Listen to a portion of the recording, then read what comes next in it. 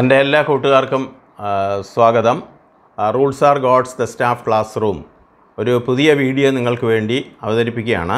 ഞാൻ R Thulasidharan Pillai, senior audit officer, retired from AG's office after 36 years of service. And ഇവിടെ previous question ആൻസറാണ് നമ്മൾ discuss ചെയ്യുന്നത്. PSCയുടെ ക്വസ്റ്റ്യൻസും അതിൻ്റെ ആൻസറുമാണ്. അതിൽ പരീക്ഷ അടുത്ത് വരുന്നു എന്നുള്ളതാണ് ഏറ്റവും പ്രാധാന്യം ഉള്ള കാര്യം. അപ്പോൾ ക്വസ്റ്റ്യനിലേക്ക് കടക്കുന്നതിന് മുമ്പ് എല്ലാവർക്കും എൻ്റെ ഓണാശംസകൾ നേരുന്നു. അതുപോലെ തന്നെ ഈ ക്വസ്റ്റ്യൻ ആൻസറിൽ ചിലത് പ്രധാനപ്പെട്ട ക്വസ്റ്റ്യൻ മാത്രം, കാരണം ഒരുപാട് നിങ്ങൾക്ക് കൺഫ്യൂഷൻ ഉണ്ടാകാതിരിക്കാൻ വേണ്ടി കൃത്യമായ ആൻസറും ചിലതിൽ ഓപ്ഷൻസും വരുന്നുണ്ട്. ഏതായാലും എല്ലാ ആൻസേഴ്സും അതിൻ്റെ അതോറിറ്റി കോട്ട് ചെയ്തിട്ടാണ് ഞാനിവിടെ അവതരിപ്പിക്കുന്നത്. അപ്പോൾ നമുക്ക് വീഡിയോയിലേക്ക് കടക്കാം. അതിനു മുൻപ് നിങ്ങൾ ഈ വീഡിയോ ലൈക്ക് ചെയ്യുക, ഷെയർ ചെയ്യുക, അതുപോലെ സബ്സ്ക്രൈബ് ചെയ്യുക. നിങ്ങളുടെ എല്ലാ സപ്പോർട്ടും എല്ലാ കാലത്തും നൽകിയിട്ടുണ്ടെന്ന് എനിക്കറിയാം. അതിന് നന്ദി കൂടി രേഖപ്പെടുത്തിക്കൊണ്ട് ഈ പുതിയ വീഡിയോ ആരംഭിക്കുന്നു. First question, government audit ensures the accountability of. അതായത് ഓഡിറ്റ് നടത്തുന്നത് എന്തിനു വേണ്ടിയിട്ടാണ്? ഓഡിറ്റ് നടത്തുന്നത് കാരണം ബഡ്ജറ്റ് പാസ്സായി ഫണ്ട് എക്സിക്യൂട്ടീവിനെ, അതായത് ഉദ്യോഗസ്ഥരെ ഏൽപ്പിച്ചു കഴിഞ്ഞാൽ, ഭരണ നിർവഹണ ഉദ്യോഗസ്ഥർക്ക് കൈമാറിക്കഴിഞ്ഞാൽ അവരെങ്ങനെയാണ് ആ പണം വിനിയോഗിച്ചത്, അവരുടെ വിശ്വസനീയത എത്രത്തോളം എന്ന് ഉറപ്പുവരുത്തുകയാണ് പ്രാഥമികമായി തന്നെ ഓഡിറ്റിൻ്റെ ധർമ്മം.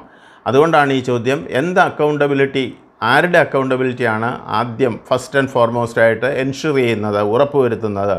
ആൻഡ് ആൻസർ എക്സിക്യൂട്ടീവ് എന്ന് പറഞ്ഞാൽ ഭരണ നിർവഹണ ഉദ്യോഗസ്ഥരുടെ അക്കൗണ്ടബിലിറ്റിയാണ് എൻഷുർ ചെയ്യുന്നത്. അത് പറഞ്ഞിരിക്കുന്ന para 15(1) of introduction to Indian accounts and audit എന്ന് പറയുന്ന പുസ്തകത്തിലാണ്. അടുത്തത് രണ്ടാമത്തെ question, the scope of state audit encompasses. അതായത് സ്റ്റേറ്റ് ഓഡിറ്റ് എന്തൊക്കെ കാര്യങ്ങളാണ് അതിൽ ഉൾപ്പെടുത്തുന്നത്? ഒന്ന്, A fiscal accountability, B managerial accountability, C programme accountability, and D all of the above. ഇതിലേതാണ് എന്നാണ് അതിൻ്റെ answer. All of the above പറഞ്ഞാൽ മുകളിൽ പറഞ്ഞ മൂന്ന് കാര്യങ്ങളും, അതായത് ഫിസ്ക്കൽ അക്കൗണ്ടബിലിറ്റി സാമ്പത്തികമായിട്ടുള്ള സത്യസന്ധത, മാനേജീരിയൽ അക്കൗണ്ടബിലിറ്റി എങ്ങനെയാണ് ആ പണം അവർ വിനിയോഗിച്ചത്, പ്രോഗ്രാം അക്കൗണ്ടബിലിറ്റി എങ്ങനെയാണ് അവർ പ്രോഗ്രാം തയ്യാറാക്കി പ്രാവർത്തികമാക്കിയത്. ഈ എല്ലാ ഘടകങ്ങളും ഓഡിറ്റിൻ്റെ പർവ്യൂവിൽ വരുന്നതാണ്. അത് പറഞ്ഞിരിക്കുന്നത് പാരാ 3(4) ഓഫ് ഇൻട്രൊഡക്ഷനിലാണ്. Then third question, the contingency fund is at the disposal of. ഈ കണ്ടിൻജൻസി ഫണ്ട് നിങ്ങൾക്കറിയാം, അക്കൗണ്ട്സിനെ 3 പാർട്ടായിട്ട് തിരിച്ചിട്ടുണ്ട്. ഒന്ന് സഞ്ചിത നിധി അല്ലെങ്കിൽ consolidated fund, then contingency fund, and 3 public accounts. ഇത് ധാരാളം തവണ നമ്മൾ ഡിസ്കസ് ചെയ്തിട്ടുണ്ട്. അതിൽ കണ്ടിൻജൻസി ഫണ്ട് പെട്ടെന്നൊരാവശ്യം വന്നാൽ ആ ഫണ്ടിനെയാണ് കണ്ടിൻജൻസി ഫണ്ട് എന്ന് പറയുന്നത്. അതിൻ്റെ കസ്റ്റോഡിയൻ ആരാണ്? അതിൻ്റെ ആൻസർ ഗവർണർ. അത് പറഞ്ഞിരിക്കുന്നത് കേരള അക്കൗണ്ട് കോഡിൻ്റെ ആർട്ടിക്കിൾ 7A. അപ്പോൾ അടുത്തത് നാലാമത്തെ ക്വസ്റ്റ്യനാണ്. അതിനു മുമ്പ് നിങ്ങളൊരു കാര്യം ഓർമ്മിപ്പിക്കുന്നു. ഇതിനകത്ത് നമ്മളിപ്പോൾ ഈ വീഡിയോയിൽ ഞാൻ ഇന്ത്യൻ അക്കൗണ്ട്സും, അതായത് ഇന്ത്യൻ അക്കൗണ്ട്സ് ആൻഡ് ഓഡിറ്റും, introduction to Indian accounts and ഓഡിറ്റും, അതുപോലെ കേരള അക്കൗണ്ട് കോഡ് വോളിയം 1 കൂടെ ഇടകലർത്തിയാണ് PSC ക്വസ്റ്റ്യൻ ചെയ്തിരിക്കുന്നത്. അതേ രീതിയിൽ തന്നെയാണ് ഞാനും ഇതിൽ ക്വസ്റ്റ്യൻസ്, പ്രധാനപ്പെട്ട ക്വസ്റ്റ്യൻസ് നിങ്ങൾക്ക് വേണ്ടി അവതരിപ്പിക്കുന്നതെന്ന് ഓർക്കണം. ദെൻ നാലാമത്തെ question, deduction towards general provident fund will be accounted in. അപ്പോൾ നിങ്ങൾക്കറിയാം, എല്ലാ ഗവൺമെൻറ് ഉദ്യോഗസ്ഥരുടെയും സാലറിയിൽ നിന്ന് GPF പിടിക്കുന്നുണ്ട്. ആ GPF എവിടെയാണ് അക്കൗണ്ട് ചെയ്യുന്നതെന്നാണ് ക്വസ്റ്റ്യൻ. ആൻഡ് ആൻസർ അത് പബ്ലിക് അക്കൗണ്ടാണ്. പബ്ലിക്കിൽ നിന്ന് സ്വരൂപിക്കുന്ന ഫണ്ടിനെ കുറിച്ചാണ് നമ്മൾ പബ്ലിക് അക്കൗണ്ട്സ് എന്ന് പറയുന്നത്. ആ പബ്ലിക് അക്കൗണ്ട്സിലാണ്. അതിൽ തന്നെ നിങ്ങൾക്കറിയാം ഏത് ഹെഡാണ്, 8009 എന്ന് പറയുന്ന ഹെഡിലാണ് GPF അക്കൗണ്ട് ചെയ്യുന്നത്. അതിൽ നിന്നാണ് നിങ്ങൾക്ക് ലോൺ തരുന്നതും NRA തരുന്നതും ഒക്കെ അറിയണം. ദെൻ ഇത് പറയുന്നത് annexure A part 3(1) small savings B എന്ന് പറയുന്ന അക്കൗണ്ട് കോഡിലെ ഭാഗത്തു നിന്നാണ്. അടുത്തത് question 5, the administrative powers of controller and auditor general will be governed by rules made by. അതായത് C&AGയുടെ അഡ്മിനിസ്ട്രേറ്റീവ് പവേഴ്സ് അദ്ദേഹത്തിന് ലഭിക്കുന്നത് ഏത് അതോറിറ്റിയാണ് അദ്ദേഹത്തിന് ഈ പവേഴ്സ് നൽകിയിരിക്കുന്നതെന്നുള്ളതാണ്. You know that it is president of India. And para 2(3) of ഇൻട്രൊഡക്ഷനിലാണ് ഇത് സൂചിപ്പിച്ചിരിക്കുന്നത്. Then question 6, refund of non-tax revenue will be accounted under. അതായത് ഒരു നോൺ ടാക്സ് റവന്യൂ റീഫണ്ട് ചെയ്യുന്നത് എങ്ങനെയാണ്, എവിടെയാണത് അക്കൗണ്ട് ചെയ്യുന്നത്? രണ്ട് തരം റെസീറ്റ് ഉണ്ട്. ഒന്ന് ടാക്സ് റവന്യൂവും നോൺ ടാക്സ് റവന്യൂവും, നികുതി വരുമാനവും നികുതിയേതര വരുമാനവും. ഇവിടെ നികുതിയേതര വരുമാനങ്ങൾ റീഫണ്ട് ചെയ്യുന്നത് ഏത് ഹെഡിലാണ്, ഏത് അക്കൗണ്ടിലാണ്? And answer separate minor head deduct refunds എന്ന് പറയുന്ന ഒരു ഹെഡിലാണ് അത് നമ്മൾ റീഫണ്ട് ചെയ്യുന്നത്. ആ deduct refunds under the same major head. അതായത് ഏത് മേജർ ഹെഡിലാണോ നമ്മൾ ആ എമൗണ്ട് റിസീവ് ചെയ്തത് അതേ മേജർ ഹെഡിന് താഴെ വരുന്ന മൈനർ ഹെഡിലാണ് ഡിഡക്റ്റ് റീഫണ്ട്സ് എന്ന് പറയുന്ന ഹെഡിലാണ് നമ്മളത് റീഫണ്ട് ചെയ്യുന്നത്. അത് പ്രതിപാദിച്ചിരിക്കുന്നത് ആർട്ടിക്കിൾ 35 ഓഫ് കേരള അക്കൗണ്ട് കോഡാണ്. Then question 7, the pay and allowances of controller and auditor general shall be met from. അതായത് C&AGയുടെ സാലറി എവിടെ നിന്നാണ്? ഇപ്പോൾ അവർക്കെല്ലാം സാലറി കൊടുക്കുന്നുണ്ട്, എല്ലാവർക്കും സാലറി കിട്ടുന്നത് കൺസോളിഡേറ്റഡ് ഫണ്ടിൽ നിന്നാണെന്നറിയാം. പക്ഷേ ഹയസ്റ്റ് അതോറിറ്റീസിന് C&AG, then supreme court chief justice അല്ലെങ്കിൽ ജഡ്ജസ്, ഹൈക്കോടതി ജഡ്ജസ്, അവർക്കൊക്കെ സാലറി നൽകുന്നത് അത് കൃത്യമായി പറഞ്ഞിട്ടുണ്ട്. അതിൻ്റെ സാലറി ഈസ് എ ചാർജ്ഡ് എക്സ്പെൻഡിച്ചറാണ്.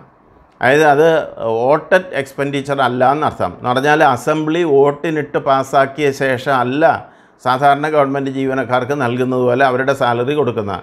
ആ ഗണത്തിലാണ് C&AGയും പെടുന്നത്. അപ്പോൾ C&AGയുടെ salary is a charged, whether it is passed in the parliament or not is irrelevant എന്നർത്ഥം. അത് പാരാ 2.2 ഓഫ് ഇൻട്രഡക്ഷനിൽ നിങ്ങൾക്കത് കാണാം. Then 8th question, the proceeds of taxation is accounted in.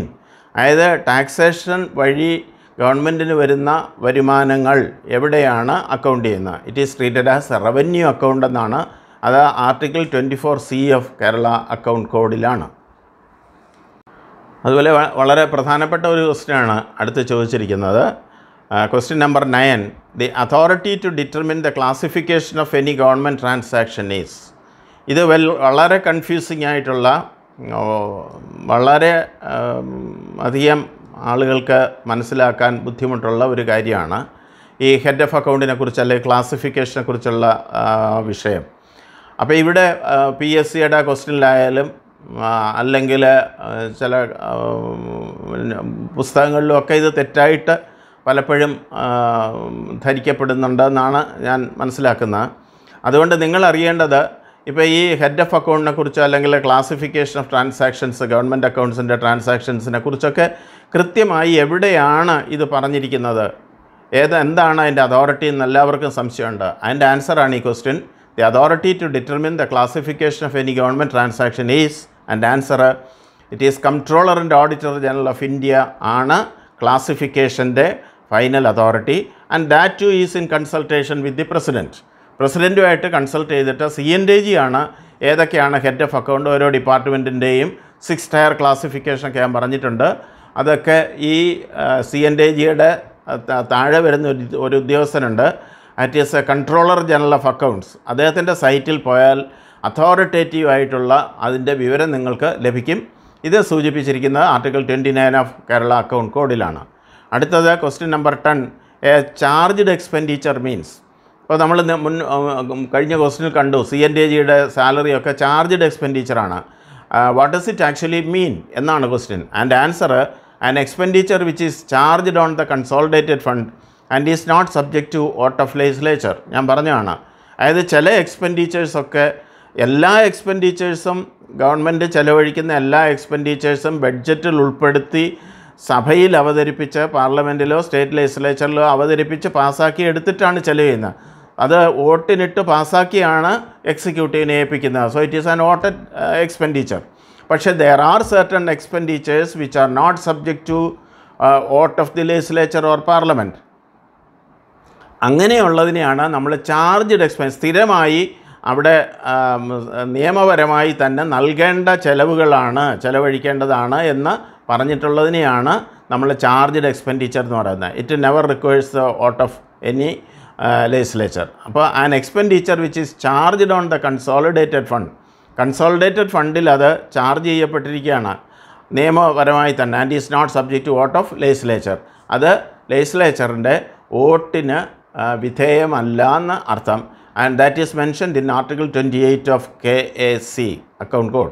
Then question 11, the functions of government is represented by. അപ്പോൾ ഞാൻ നേരത്തെ 6 tier ക്ലാസിഫിക്കേഷനെ കുറിച്ച് പറഞ്ഞു.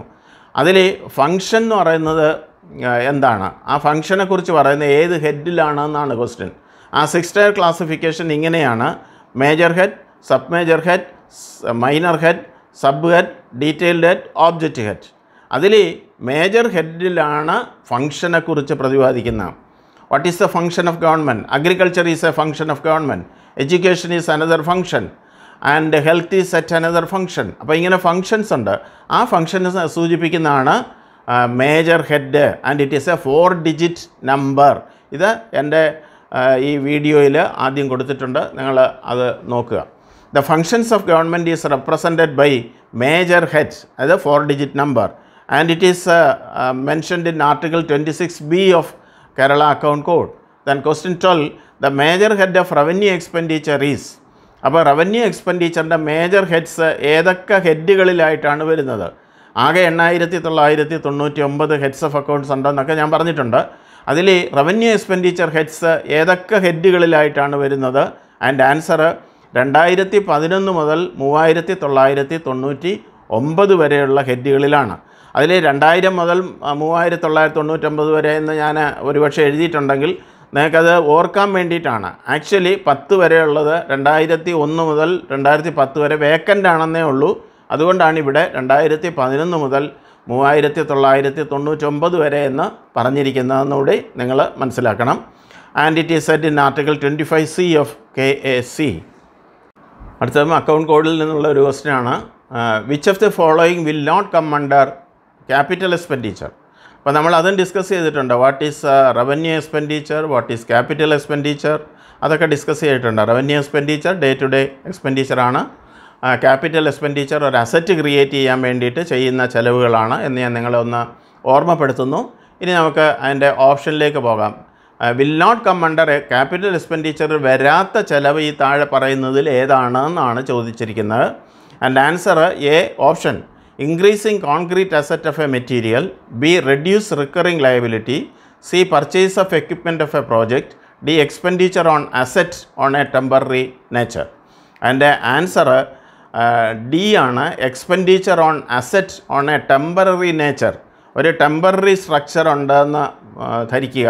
ഒരു ഷെഡ് പണിഞ്ഞു താൽക്കാലികമായിട്ടൊരു മീറ്റിംഗ് നടത്താനോ അല്ലെങ്കിൽ ഒരു സ്റ്റോറ് ചെയ്യാനോ ഒക്കെ, അതിന്മേൽ നടത്തുന്ന എക്സ്പെൻഡിച്ചർ ഒന്നും ക്യാപിറ്റൽ എക്സ്പെൻഡിച്ചർ അല്ല. അതേസമയം ഒരു വലിയ അസറ്റാണ്, അതിൻ്റെ മേളിൽ ഒരു പിന്നെ അഡീഷനോ ആൾട്ടറേഷനോ ഒക്കെ വരുത്തിയാൽ you can treat it as a capital expenditure. കാരണം അതിൻ്റെ വാല്യൂ ആഡ് ചെയ്യുന്നുണ്ട് ക്യാപിറ്റൽ എക്സ്പെൻഡിച്ചർ. അപ്പോൾ ഇവിടെ ഈ item expenditure on asset on a temporary nature അത് ഒരിക്കലും ക്യാപിറ്റൽ എക്സ്പെൻഡിച്ചർ അല്ല. And it is said in article 30A(3) of Kerala account code. Then question number 14, audit against regularity means. ഇപ്പോൾ പലതരത്തിൽ audit ചെയ്യുന്നുണ്ട്. റെഗുലാരിറ്റി ഓഡിറ്റ് ഉണ്ട്, ദെൻ എഫിഷ്യൻസി ഓഡിറ്റ് ഉണ്ട്, then അങ്ങനെ നമ്മളതൊക്കെ ഡിസ്കസ് ചെയ്തിട്ടുള്ളതാണ്.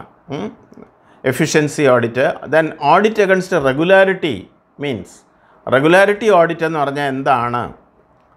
അതിൻ്റെ answer verify the expenditure which conforms to the rules and bylaws applicable. അതായത് റൂളും ചട്ടവും നിയമവും അനുസരിച്ചിട്ടാണോ ഒരു ചെലവ് നിർവഹിച്ചിരിക്കുന്നത് എന്ന് നോക്കുന്നതിനെയാണ് റെഗുലാരിറ്റി ഓഡിറ്റ് എന്ന് പറയുന്നത്.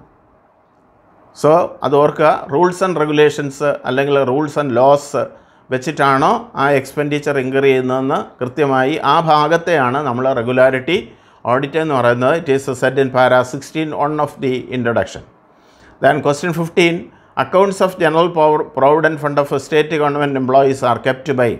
അതായത് GPF അക്കൗണ്ട്സിൻ്റെ ഒക്കെ അക്കൗണ്ട്സിൻ്റെ കസ്റ്റോഡിയൻ ആരാണ്, അല്ലെങ്കിൽ ഏത് അതോറിറ്റിയാണ് നിങ്ങളുടെ PFൻ്റെ ഒക്കെ കണക്കുകൾ സൂക്ഷിക്കുക? നിങ്ങൾക്കറിയാം, it is the accountant general A&D. And see para 14-17 of introduction. Question number 16, the expenditure from Consolidated Fund is authorised by. അപ്പോൾ എല്ലാ ചെലവുകളും ചെയ്യുന്നത് കൺസോളിഡേറ്റഡ് ഫണ്ടിൽ നിന്നാണ്. പക്ഷേ ആ കൺസോളിഡേറ്റഡ് ഫണ്ടിൽ നിന്ന് ചെലവ് ചെയ്യണമെങ്കിൽ there should be an authority. ആ അതോറിറ്റി ഏതാണെന്നാണ്. അതിനെയാണ് നമ്മൾ അതിനാണ് ലെജിസ്ലേച്ചർ അപ്രോപ്രിയേഷൻ ആക്ട് പാസ്സാക്കി കൊടുക്കുന്നത്. Appropriation means allotment, fund allotment ആണ്.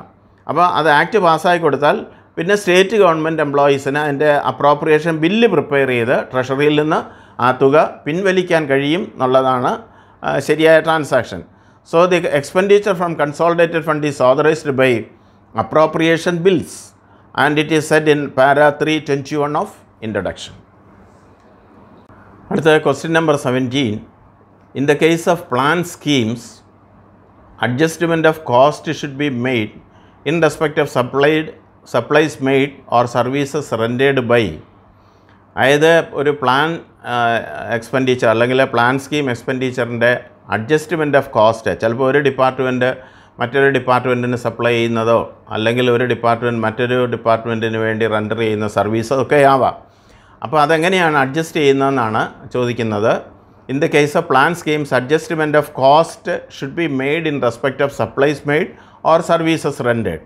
ഇതെങ്ങനെയാണ് അഡ്ജസ്റ്റ് ചെയ്യുന്നത്? അതിൻ്റെ ആൻസർ അതിൻ്റെ ഒറ്റ ആൻസറേ കൊടുത്തിട്ടുള്ളൂ, കാരണം നിങ്ങൾക്കൊരു കൺഫ്യൂഷൻ ഉണ്ടാവേണ്ടെന്ന് വിചാരിച്ചിട്ടാണ്. അതിൻ്റെ ആൻസർ കൃത്യമായ ആൻസർ പഠിച്ചോളൂ. One service department to another, അല്ലെങ്കിൽ between different branches of same service department. അതായത് ഒരു ഡിപ്പാർട്ട്മെൻറ്റ് മറ്റൊരു ഡിപ്പാർട്ട്മെൻറ്റുമായിട്ടുള്ള സർവീസ് ആണെങ്കിൽ അവർ തമ്മിലാണ് കോസ്റ്റ് അഡ്ജസ്റ്റ്മെൻറ്റ്. അല്ല different branches of the same service department ആണെങ്കിൽ അങ്ങനെയാണ് ആ ഡിഫറൻറ്റ് ബ്രാഞ്ചസ് തമ്മിലും അതിൻ്റെ അഡ്ജസ്റ്റ്മെൻറ്റുകൾ നടക്കേണ്ടതായിട്ടുണ്ട്. And it is said in local ruling 2 below article 67. ഇപ്പോൾ PWD ഒരു വർക്ക് മറ്റൊരു ഡിപ്പാർട്ട്മെൻറ്റിന് വേണ്ടി ചെയ്യുന്നു. അപ്പോൾ അങ്ങനെയൊക്കെ ചെയ്യുമ്പോൾ അല്ലെങ്കിൽ മറ്റൊരു സ്ഥാപനത്തിന് വേണ്ടി ചെയ്യുമ്പോൾ അവർ തമ്മിലൊരു അഡ്ജസ്റ്റ്മെൻ്റ് ഉണ്ട്. അതുപോലെ സപ്ലൈയിങ് ഡിപ്പാർട്ട്മെൻറ്റ്സ് ഉണ്ടെങ്കിൽ അവരുടെ ഇന്ന് സപ്ലൈ വാങ്ങിക്കുമ്പോൾ അവർ തമ്മിലുള്ള അഡ്ജസ്റ്റ്മെൻ്റ് ഉണ്ട്. അതൊക്കെ ആ സർവീസ് ഡിപ്പാർട്ട്മെൻറ്റ് പരസ്പരവും അല്ലെങ്കിൽ ഒരേ സർവീസ് ഡിപ്പാർട്ട്മെൻറ്റിൽ പല ബ്രാഞ്ചസ് തമ്മിലാണെങ്കിൽ ആ ബ്രാഞ്ചസ് തമ്മിലും അതിൻ്റെ കോസ്റ്റ് കൊടുക്കൽ വാങ്ങലുകൾ അല്ലെങ്കിൽ അഡ്ജസ്റ്റ്മെൻറ്റ് നടത്തേണ്ടതായിട്ടുണ്ട്. അത് ലോക്കൽ റൂളിംഗ് 2 ബിലോ ആർട്ടിക്കിൾ 67 ആണ്. Then 18, where manufacturing, production or supply of articles or repair operations are involve, the procedure to be followed.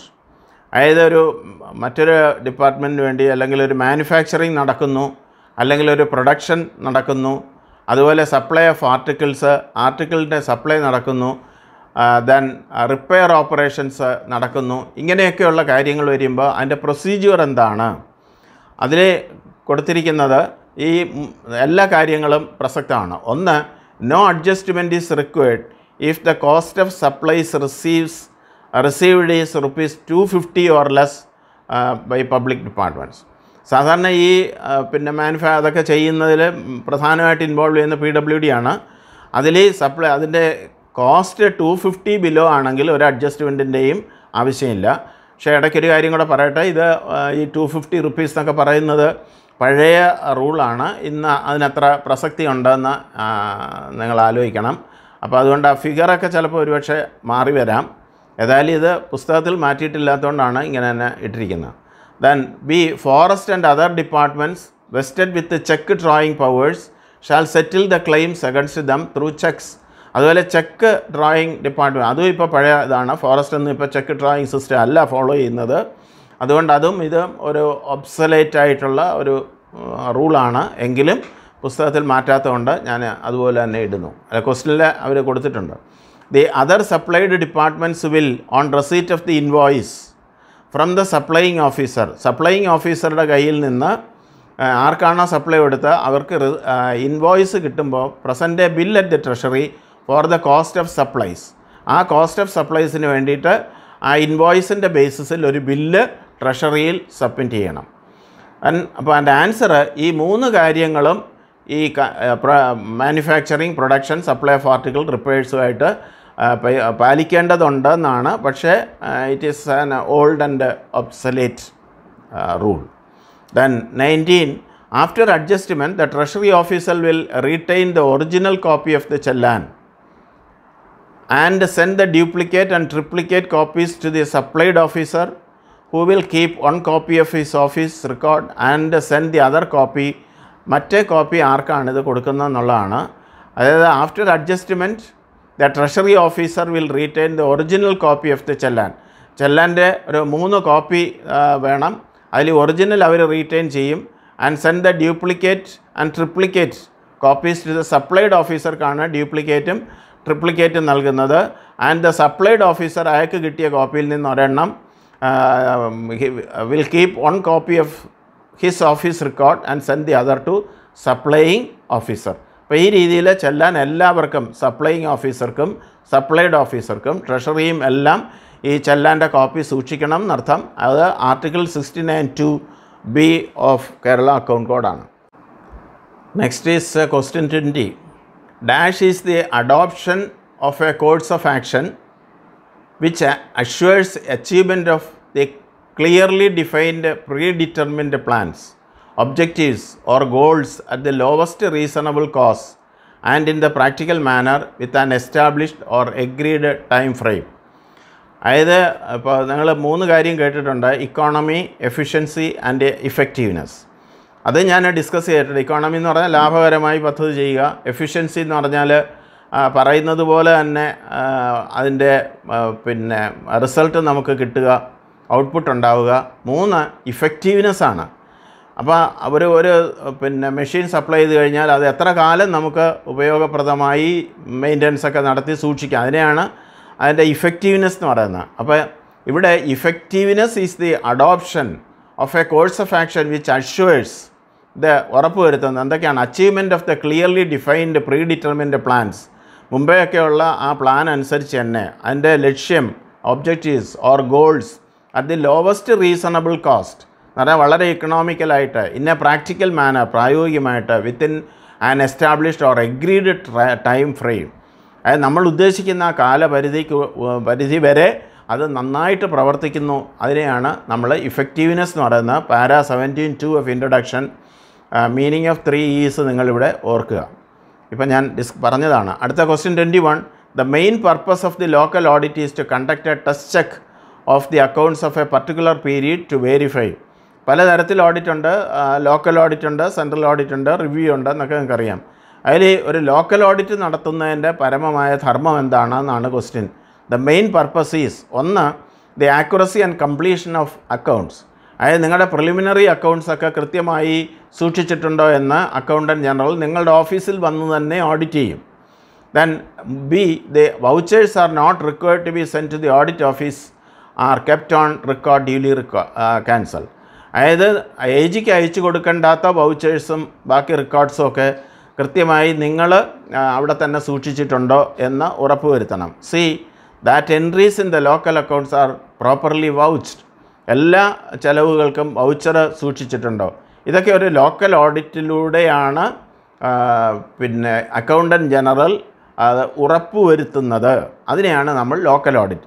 Central ഓഡിറ്റും review എന്നൊക്കെ പറഞ്ഞു കഴിഞ്ഞാൽ ഒരു വലിയ പ്രോജക്റ്റ് എടുത്തിട്ട് അതിനെക്കുറിച്ച് ഡിസ്കസ് ചെയ്ത് വളരെ ദിവസങ്ങളെടുത്തിട്ടൊക്കെ അതിൻ്റെ എല്ലാ പ്രോസ് ആൻഡ് കോൺസും ഒക്കെ അനലൈസ് ചെയ്യുന്നതിനെയാണ് നമ്മൾ സെൻട്രൽ ഓഡിറ്റ് എന്ന് പറയുന്നത്. ഇതല്ല, ലോക്കൽ ഓഡിറ്റാണ്. നിങ്ങൾക്കൊക്കെ പരിചയമുള്ളതായിരിക്കും. So the answer is option D, and it is mentioned in para 18(14) of introduction, necessity for local audit. Then question 22. Which bank acts as a general clearing house for the adjustment of transactions between different governments? ഗവൺമെൻറ്റുകൾ തമ്മിലുള്ള ട്രാൻസാക്ഷൻസിനെ അതിൻ്റെ അഡ്ജസ്റ്റ്മെൻറ്റുകളൊക്കെ watch ചെയ്യുന്നത് ഏത് അധികാര സ്ഥാനമാണെന്നാണ്. അതിൻ്റെ answer central accounts section of RBI Nagpur, article 12 of Kerala account code. Reserve bank of ഇന്ത്യയുടെ നാഗപ്പൂരിലെ central accounts section ആണ് ഈ കാര്യങ്ങൾ വളരെ സസൂക്ഷ്മമായി വീക്ഷിച്ചുകൊണ്ടേയിരിക്കുന്നത്. ഇപ്പോൾ RBI കുറിച്ച് ഞാൻ ഒരു ക്ലാസ് ഇട്ടിട്ടുണ്ട്. അത് നിങ്ങളൊന്നുകൂടി CASനെ കുറിച്ചൊക്കെ നിങ്ങളൊന്ന് ഓർമ്മപ്പെടുത്തി വയ്ക്കുന്നത് നല്ലതാണ്. So question number 23. Salaries office expenses represents. ഈ നിങ്ങളുടെ സാലറിയും ഓഫീസ് എക്സ്പെൻസസും എസ്റ്റാബ്ലിഷ്മെൻറ്റ് എക്സ്പെൻഡിച്ചർ എന്ന് പൊതുവെ പറയുന്നതൊക്കെ ഏത് ഹെഡിലാണ് ഉൾപ്പെടുത്തിയിരിക്കുന്നതെന്നാണ്. And answer detailed head article 26C of KIC.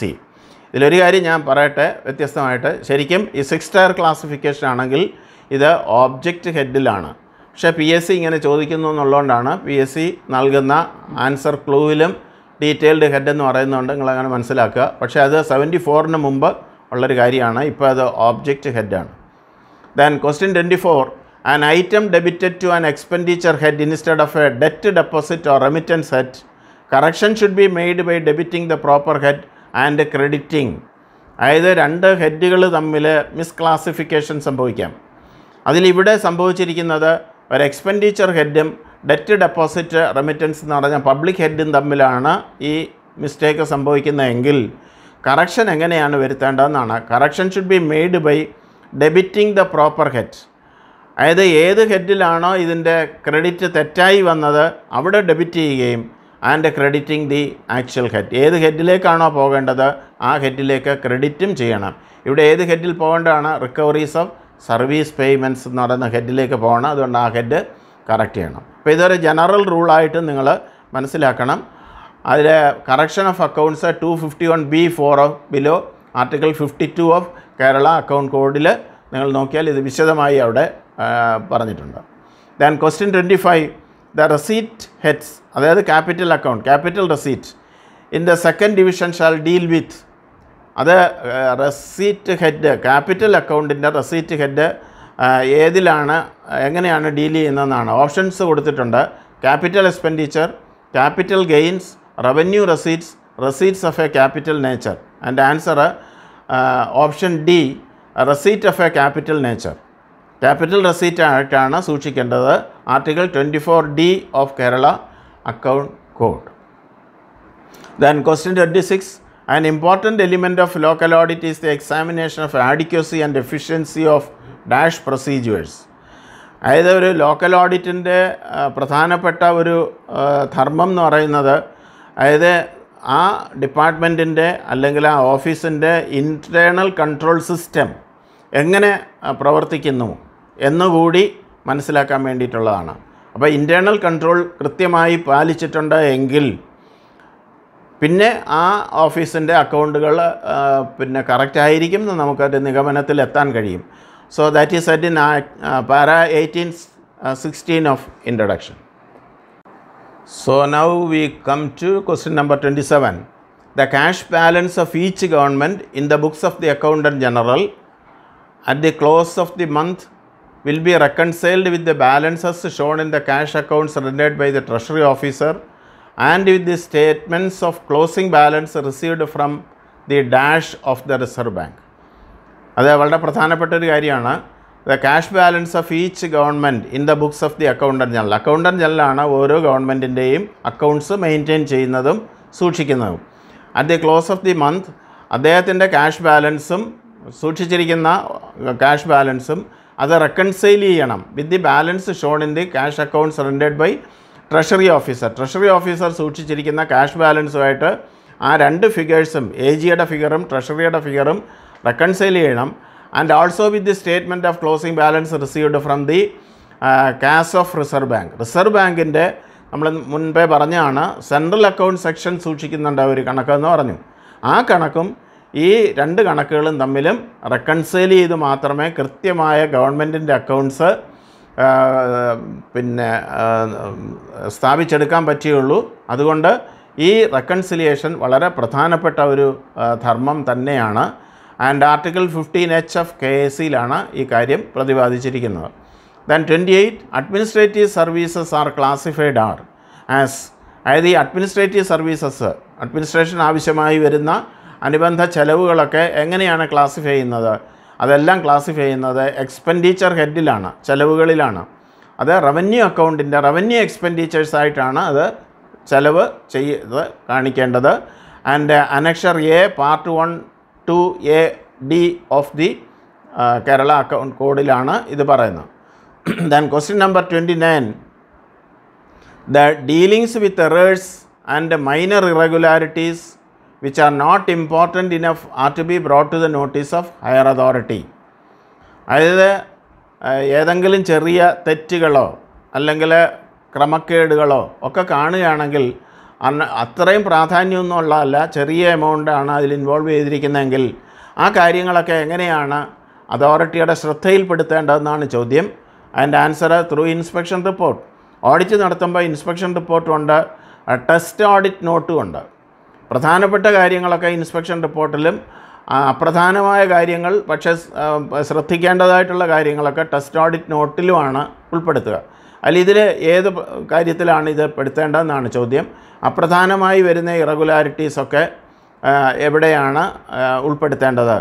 Inspection റിപ്പോർട്ടിലാണോ, മൈനർ ഡിഫക്ട്സിലാണോ, മേജർ ഇറഗുലാരിറ്റീസ് ആണോ, ടെസ്റ്റ് ഓഡിറ്റ് നോട്ടിലാണോ എന്നാണ് ചോദ്യം. അതിൻ്റെ ആൻസർ ടെസ്റ്റ് ഓഡിറ്റ് നോട്ടിലാണ്. Para 1823(1). Then question number 30. Charges for legal services, consultancy fees, remuneration to examiners, invigilators etcetera for conducting examinations, remuneration to casual artist by All India Radio, ഇതൊക്കെ ഏത് ചെലവിലാണ് ഉൾപ്പെടുത്തുന്നതെന്നാണ് ചോദിച്ചിരിക്കുന്നത്. ഒന്ന് ഓണററി ആണോ, B fee, C payment for professional and special services, D office expenses.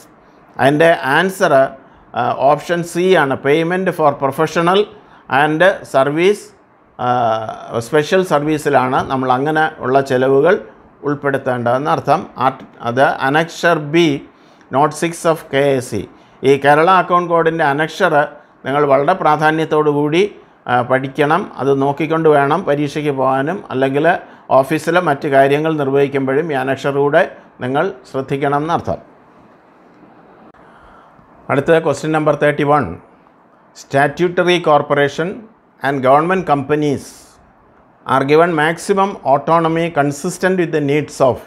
ഇവർക്കൊക്കെ maximum autonomy നൽകിയിട്ടുണ്ട്, സ്വയം ഭരണാവകാശം നൽകിയിട്ടുണ്ട്. ആൻഡ് അത് എന്തിനെ ആശ്രയിച്ചാണ്, അടിസ്ഥാനത്തിലാണ് എന്നാണ് ചോദിച്ചിരിക്കുന്നത്. ഒന്ന് rationality, A rationality, B public accountability, C sustainability, D none of these. And answer option B ആണ്, പബ്ലിക് അക്കൗണ്ടബിലിറ്റി.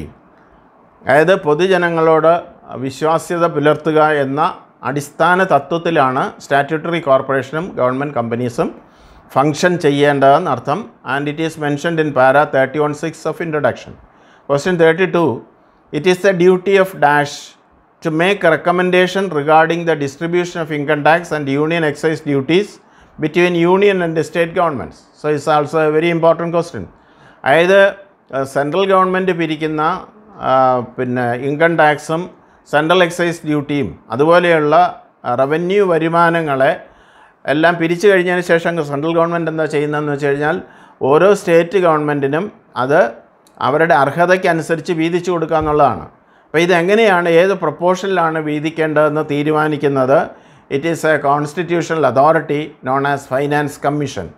ആ ഫൈനാൻസ് കമ്മീഷൻ, ഗവൺമെൻറ്റിന് അതിൽ കാര്യമില്ല, ഫൈനാൻസ് കമ്മീഷനാണ് ഓരോ സ്റ്റേറ്റ് ഗവൺമെൻറ്റിൻ്റെയും വിഹിതം ഈ ഡിസ്ട്രിബ്യൂഷനിൽ അവരുടെ വിഹിതം നിശ്ചയിക്കുന്നതെന്നർത്ഥം. And it is set in para 5(3) of introduction. So then question number 33.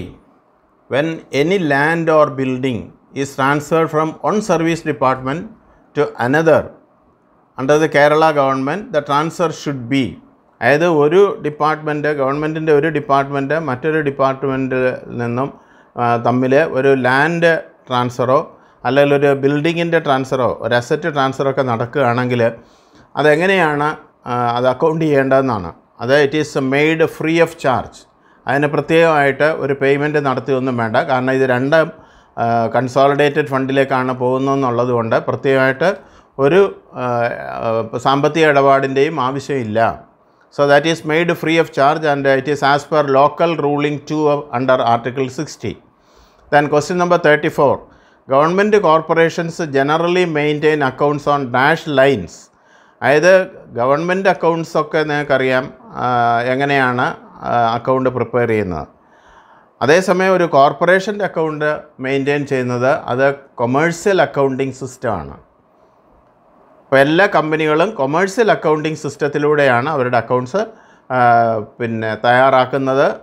Commercial accounting എന്താണെന്ന് നമ്മൾ നേരത്തെ വിശദീകരിച്ചിട്ടുള്ളതാണ്. ദെൻ പാര 31(8) ഓഫ് ഇൻട്രൊഡക്ഷനിലാണ് ഇത് പറയുന്നത്.